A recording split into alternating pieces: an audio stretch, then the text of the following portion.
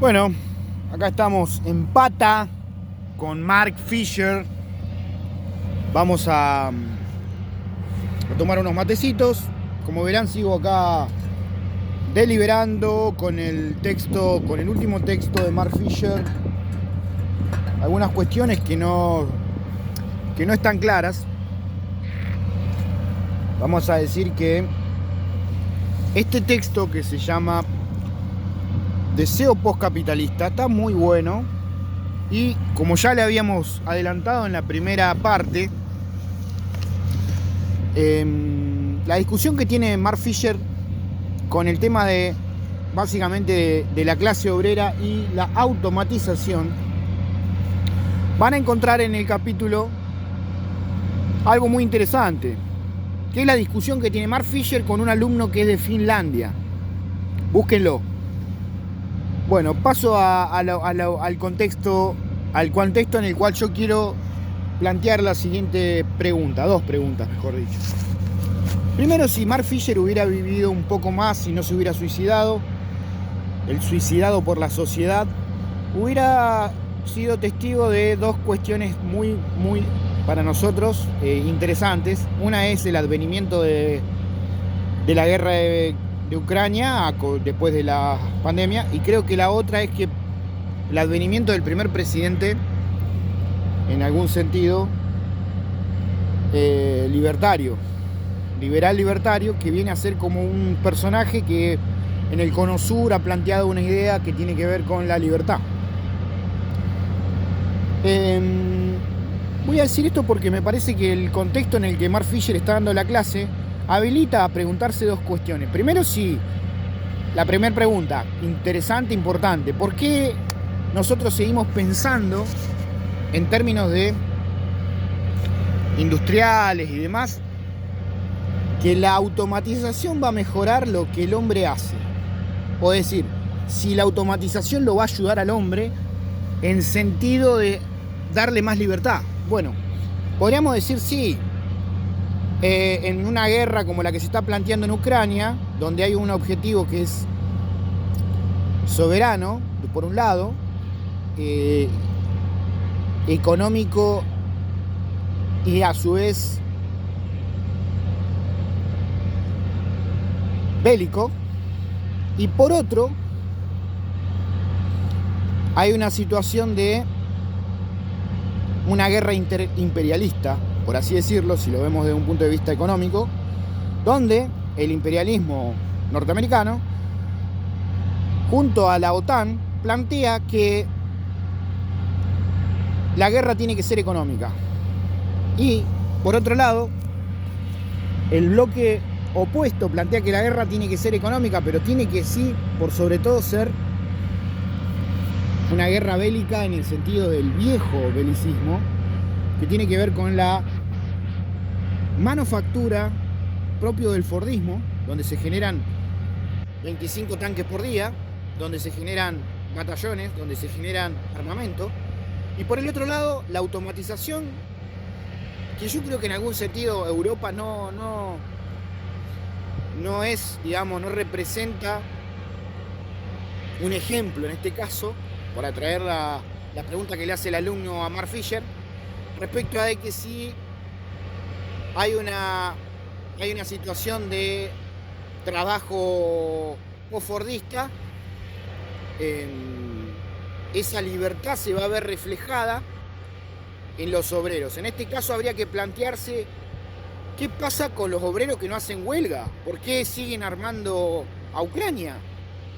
Si realmente la automatización fuera lo que realmente significa para Mark Fisher, donde la gente tiene más tiempo para pensar. En Finlandia, por ejemplo, pasó todo lo contrario. Mark Fisher diría, ¿pero cómo? Hoy, frente a la situación, los finlandeses dejaron de ser neutrales, perdieron esa libertad y ahora asumen una posición absolutamente condescendiente con Europa, condescendiente con Estados Unidos, dejando de lado su comunidad.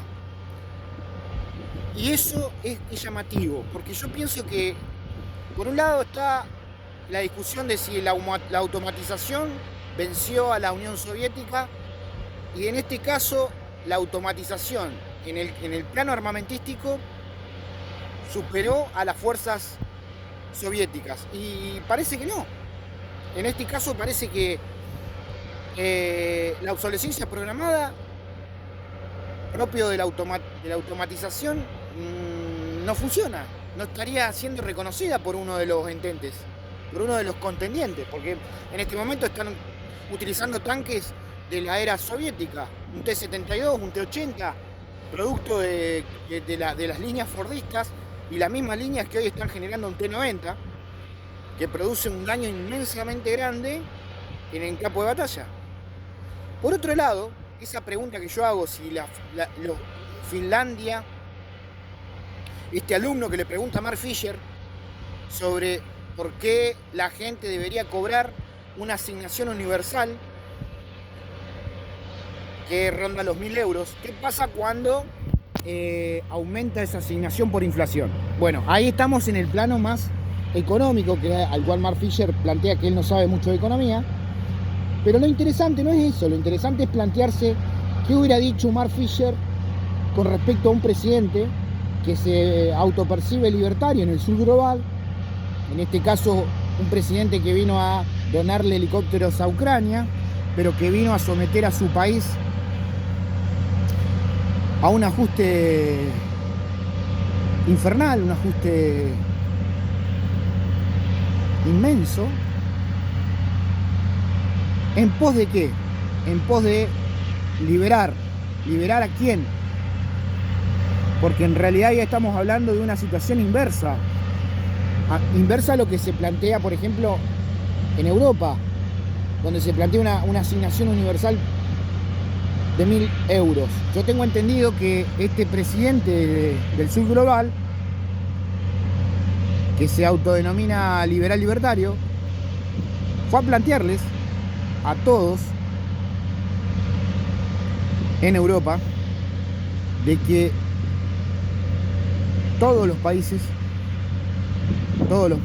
occidentales eran comunistas o socialistas, lo cual la pregunta que me planteo es ¿qué diferencia habría entonces si en el caso del aceleracionismo que se puede producir en un país como el que gobierna este liberal libertario, donde las empresas se van cerrando? Hoy Siderca cerró, y cerraron las empresas acereras más grandes. Quiere decir que no se produce un solo hierro de construcción. Esto que estamos viendo acá no se va a producir. No hay una producción nacional, sino que hay una producción estancada, parada. Entonces, la pregunta ¿cuál es? ¿Ese aceleracionismo realmente sirve? ¿O es solamente una idea utópica de Mark Fisher? Y en este caso, Javier Milei, ¿es parte de ese aceleracionismo? ¿Es parte de esa idea de dejar a la gente sin trabajo para que ingresen productos más baratos y se produzca una especie como de mercado que, entre comillas, no permitiría dejar de gozar de los productos capitalistas, dándole más libertad a la gente? ¿Para qué? Para hacer huelga, para cortar las calles, para hacer piquetes. Esa es mi pregunta, es lo que yo me pregunto, si realmente estoy analizando una situación desde un punto de vista económico, social, y que responde a la pregunta que le hace el alumno a Mark Fisher en ese momento, que es: entonces nosotros estamos manteniendo un montón de gente y eso va a producir más inflación. Evidentemente esa pregunta no la supo responder Mark Fisher, pero dio a entender de que tiene que subir por inflación. Es decir, no hay una consistencia en esa clase respecto a la pregunta que yo estoy haciendo, con respecto a qué hubiera pasado si Milei, en este caso, hubiera puesto como ejemplo Finlandia.